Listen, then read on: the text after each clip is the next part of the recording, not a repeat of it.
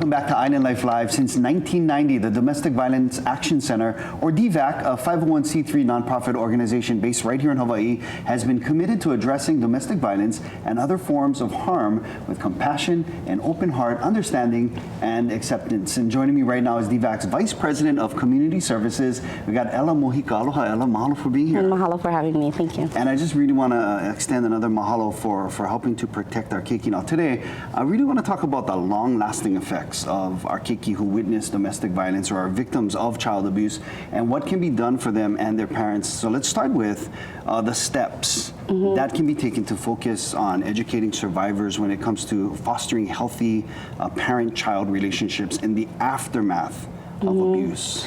Well, I think first it's important for everyone to recognize the severity of the issue. Approximately 10 million children a year in the United States are impacted by domestic violence.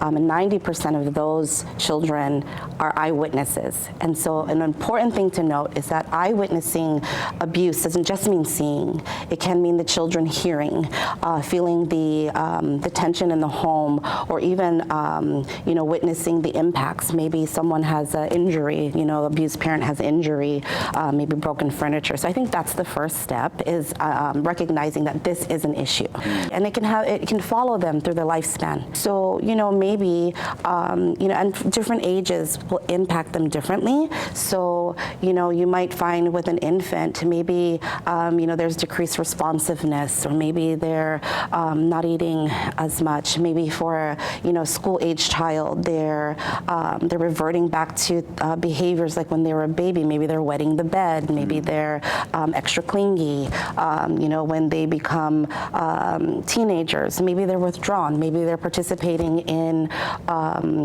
behaviors that are risky. So these are all the ways that it can impact them short term. Long term, maybe you'll find that maybe they're displaying anxiousness, anxiety, depression. So these are all the things that can happen when a child witnesses abuse in the home. And we are very lucky to have partnerships with other organizations, or work with parents and children together, child and family services, even places that do not maybe provide direct services but have resources or information, places like Pohana o Nawahine, who can, because it looks different in every culture.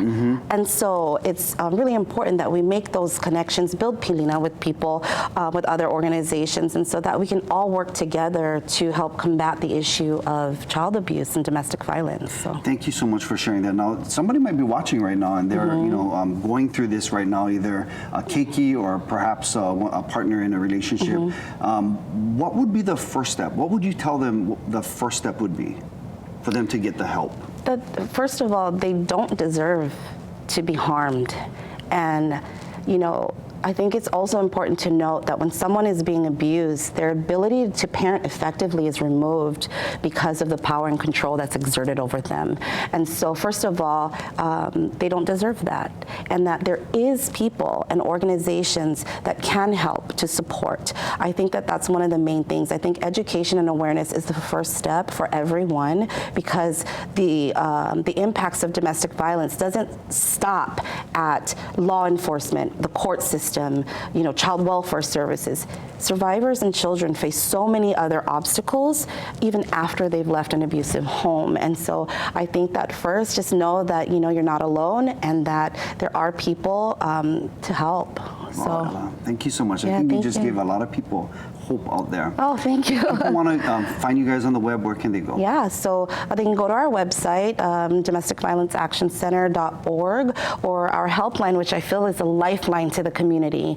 And you can reach us at 808-531-3771. Ella Mojica is the Domestic Violence Action Center's Vice President of Community Services. Thank you so much for coming in. Thank you, Davey.